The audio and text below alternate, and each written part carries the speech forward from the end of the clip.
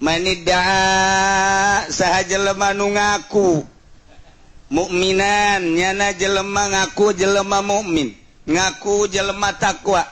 tapi peutingnya na hees bae kadzab bohong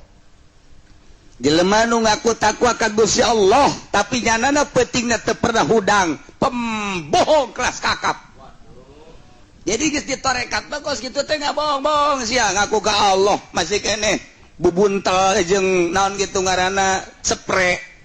ngahiji jeung anggel oh komo tungkap tangkep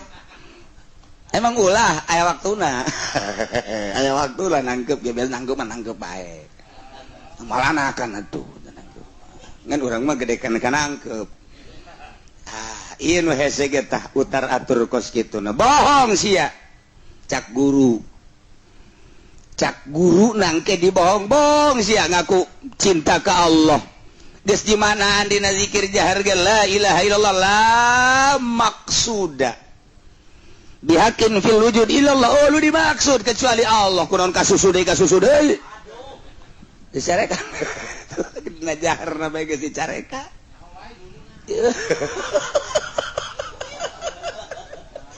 sarwana meureun aduh Gusti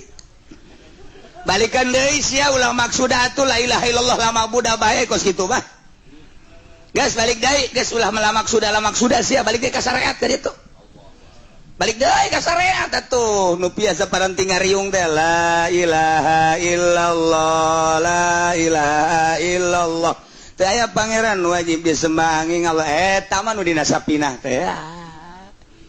syariat mah biasa masalah teh mah ayo bae teh mah kos kitu mah deuk molor bae teh ngapeuting masalah lamun geus ganti la maksuda awas ulah dikosongkeun peuting